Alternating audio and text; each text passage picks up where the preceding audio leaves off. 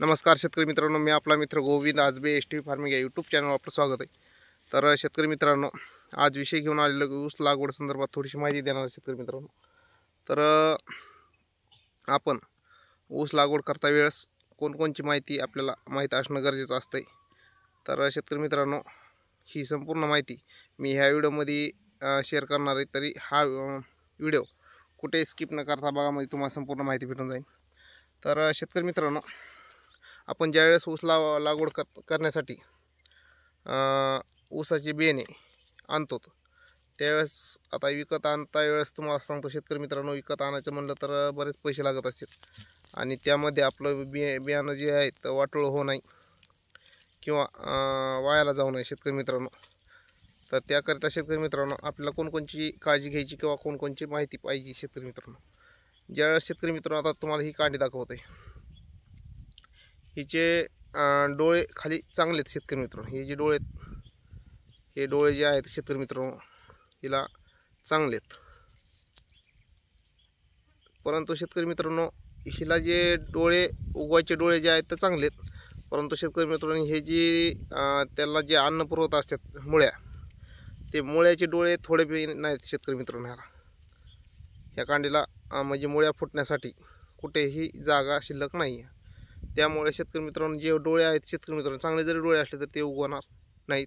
त्याकरता ही जी कांडी शेतकरी मित्रांनो, ही इतकी कट करून आपल्याला ही उपयोगात येणार नाही किंवा उगवणार नाही शेतकरी मित्रांनो। त्यामुळे ही कांडी जी आहे तर लावायची नाही।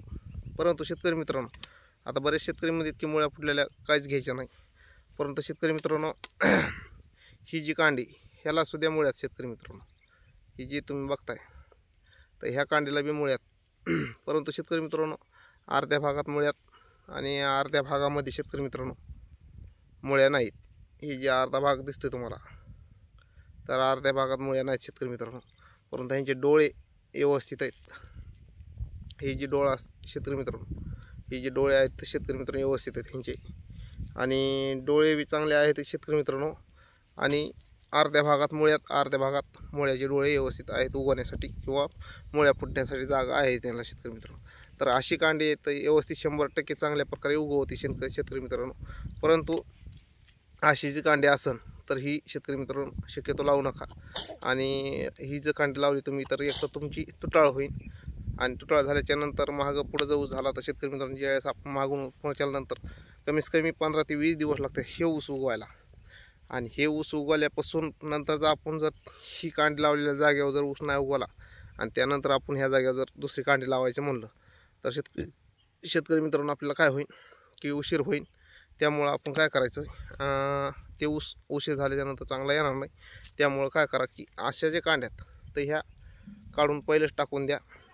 परंतु ह्या अशा कांड्यात तर ह्या लावायला काही अडचण नाही शेतकरी मित्र। अर्धा भाग मुळ्या फुटायला डोळे आहेत ही, म्हणजे हे जर डोळे मुळ्या फुटल्या इथं तर त्यांना अन्न पुरवतात। परंतु संपूर्ण जर मुळ्या उगवल्या असत्या ह्या कांडीला तर ही कांडी उगवली नसती शेतकरी। परंतु अर्ध्या ह्याच्यामध्ये डोळे असल्यामुळं मुळ्याला म्हणजे मुळ्या फुटायला ते काय अडचण येणार नाही, ही व्यवस्थित 100% उगवून। ही होती शेतकरी मित्रांनो आजची माहिती। कशी वाटली कमेंटमध्ये नक्की सांगा, आणि आपल्या चॅनलला लाईक शेअर सबस्क्राईब करायला विसरू नका। धन्यवाद।